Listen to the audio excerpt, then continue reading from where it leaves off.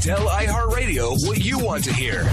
Use the thumb up and thumb down buttons to let our programmers know how to make iHeartRadio sound our best. This is the 80s Show on iHeartRadio. Say ho, ho, say ho, ho, ho, ho. Let's start the show. Let's start the show. Come on, let's go. Come on, let's go. Say ho, ho, say ho, whoa, ho, whoa. Let's start the show. Let's start the show. Let's start the show. Let's start the show. So, things like sympathy, empathy, understanding, those all go a long way, and they're very, very important. Like, it's necessary to make the world go around, to not be too quick to judge, to not be too quick to fly off the handle, to not blindly go into a situation where you're writing people off. You ever do that? You have one interaction with someone, they do something that rubs you the wrong way, and you're like, okay, that's it for me. Clearly, that person is a useless pustule, and I have no desire to be around them, and I think they have nothing good to give. I do that all the time, and I'd like to think I'm alone in that, but I know I'm not.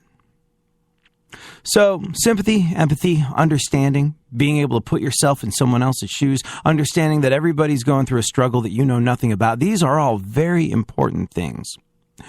And we need them in good measure to help the world go around. We really do. And, you know, sometimes that person that you're writing off, sometimes that you're not given that sympathy, that empathy, that understanding to, that can be yourself. Sometimes you can be too hard on yourself. Sometimes you can be too quick to judge. Sometimes you can be too dismissive of yourself. And it's very important to extend yourself the same courtesy that you should extend others. Recognizing that everybody's fighting their own personal battle that you know nothing about. So you should always lead with kindness and an attempt at understanding. Let's just get that out of the way right now. But there are times when you have to say, hey, enough is enough. There are times when, well, let's say you're dealing with a parent. Maybe your parent, family member, whoever, they went through something really rough. And because of that, they're taking out a lot of their baggage on you. Your mom, your dad, your uncle, whoever the hell it is.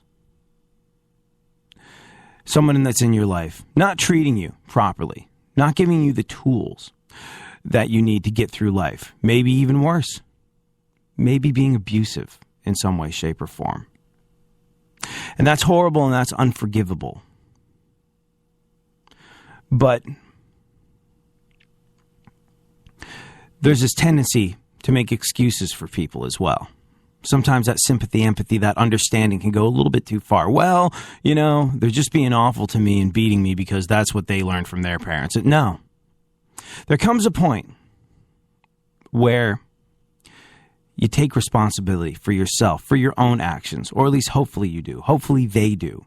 Hopefully they recognize that no matter what happened to them in the past, no matter what personal struggle they're going through, it doesn't excuse being awful to the people around you, being awful to the people in your family. And I'm using family as an example because it's one that I think a lot of us can relate to, but this could be, I don't know, the guy behind the counter at 7-Eleven as you go to pay for gas. You've had a horrible, awful day.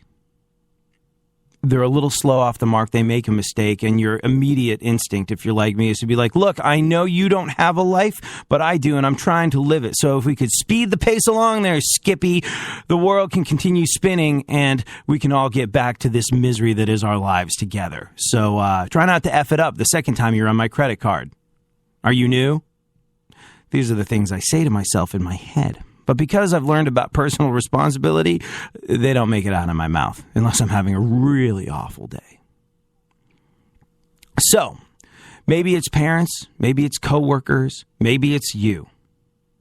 But understand that no matter what's happened to anybody in the past, no matter what personal battle they are fighting, no matter what sympathy, empathy, and understanding you want to extend to every last person on the face of the earth, ultimately, at the end of the day, if you're an adult, you're making your own decisions and you're making your own way in life. You are responsible for you. You are responsible for your own actions. You are responsible for the way you treat those around you, no one else. At some point, the buck stops with you and with me and with everybody else. Parents can only give good advice or put them on the right path. The final forming of a person's character lies in their own hands. Anne Frank.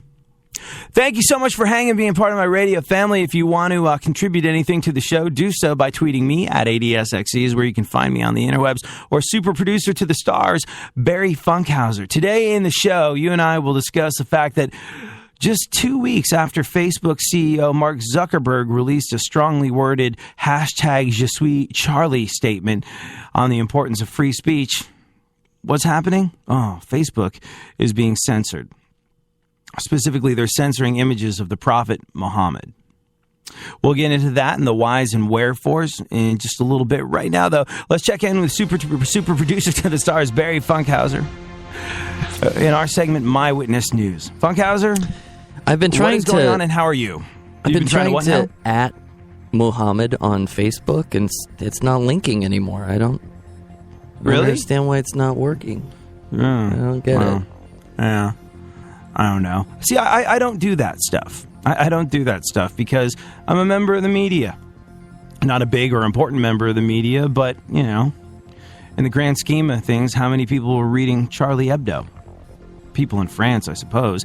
And by the way, the French were the people that extended the Muslim culture every opportunity. You know, they were very sympathetic. They were very forward-thinking in terms of like, hey, you know, this is their culture and we're going to help integrate it into ours by affording them the luxury of tailoring the way we act to their religious beliefs because we don't want to offend them and we want to be accommodating and we want to be nice people. That's an interesting thing about the people in France.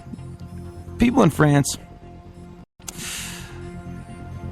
well, they're a punchline to a lot of jokes. They are. But one thing that it's very easy to forget about the French, and easy to remember if you spend any real time around French people, is that they view lives a little differently than we do over here, in a bit of a more healthy way. If you listen to this show, hopefully this is something you do, but one thing that I've noticed that the French seem to do, the French seem to put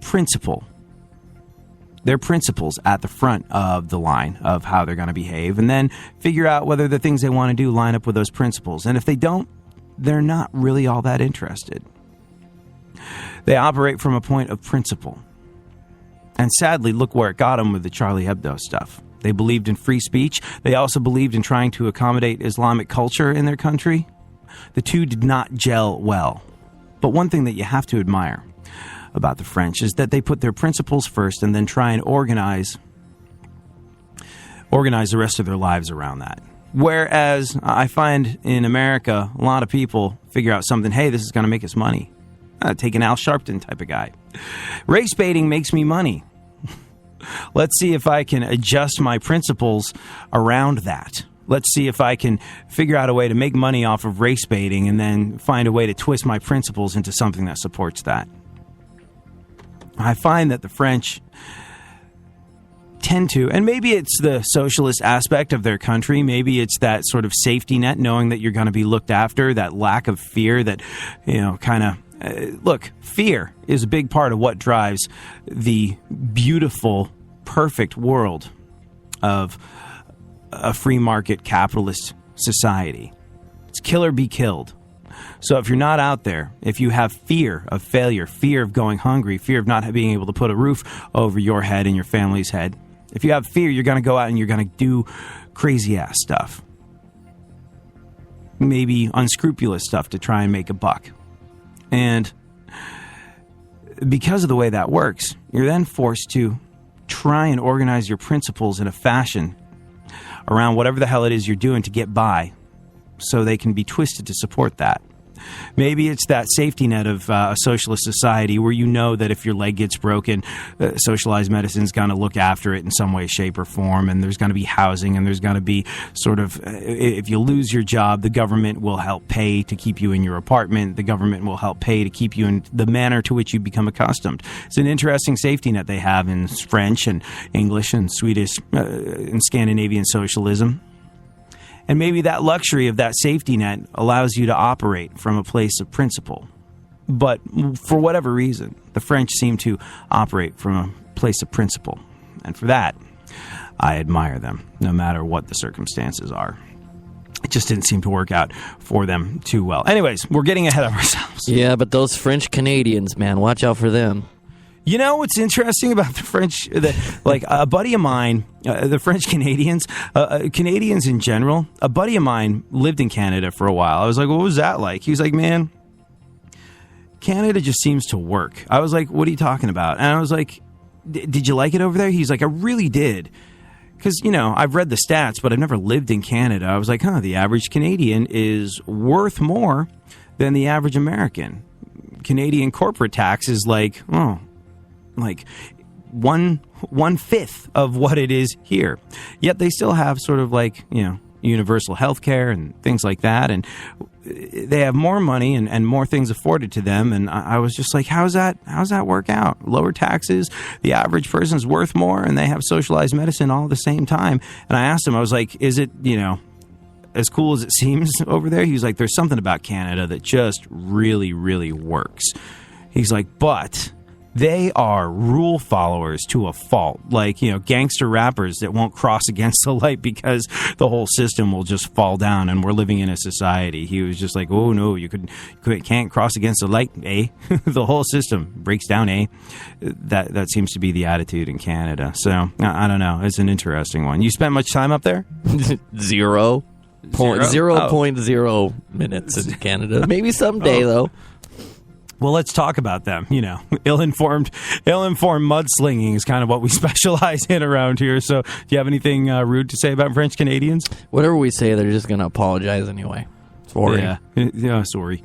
Sorry. Oh, heavens to Gretzky. I didn't mean for that aspect of my personality to be offensive to you. Sorry. Have a smoke.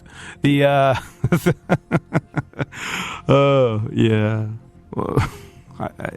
I can't remember. Something about French Canadians that was vaguely amusing and ill-informed. We'll get to it later. What is going on in the world, Funkhauser? Or what did you have to say about French Canadians? Nothing. Oh, nothing. Before I filibustered. I don't want them to beat me up. I hear they're a gruesome army. Yeah, well, you know, you spend that much of your life having an unnatural fondness for moose. You're going to develop a certain type of sturdy, thick-skinned character, and probably be able to give and take a beating. So yeah, I don't know why Canadians are people that I wouldn't choose to tangle with. They're the nicest people in the world, but you know, what if they're not? Like, what if they're really like faking it? What, the being rugged and being able to kick your ass thing, or the nice thing? The nice thing. I think at some point, you know, there's a politeness that is always fake, but it helps make the world go round. Like you go to, you know, what's the old expression, Minnesota nice? It's supposed to be like this real piece of aggressive bitch, you know, sort of like thing. Yeah. And, I think anytime you're overly polite, like, you know, the English or like we perceive the Canadians to be, there's got to be a certain amount of hypocrisy. And, you know, like I had a friend who I grew up with in England, and I asked him how he was doing not so long ago. We were chatting, and he was like, oh, well, I just got a haircut. And I was like, could you kind of make it like it was Keanu Reeves in that Speed movie, you know, short but not too short, and then a little flip at the top so it kind of like it looks kind of cool, sort of in a Tintin kind of way. And instead, they gave me a Blade 1. Which is as short as humanly possible, all over, with no texture, no flip at the top. Certainly doesn't look anything like Keanu Reeves in that Speed movie, and it was the exact opposite of what I asked for. And he was like, but because I'm English, I said, thank you very much, best haircut I've ever had, and gave a generous tip. So, you know. There's a certain type of hypocrisy that exists in politeness, but I don't know. I think politeness, even when it is hypocritical, helps the world go around. Hey, we didn't get to the news. We'll get to it. We'll get to it next. Oh, you won't believe what's going on with that Kardashian family. Did I just tease something about the Kardashians? Ugh.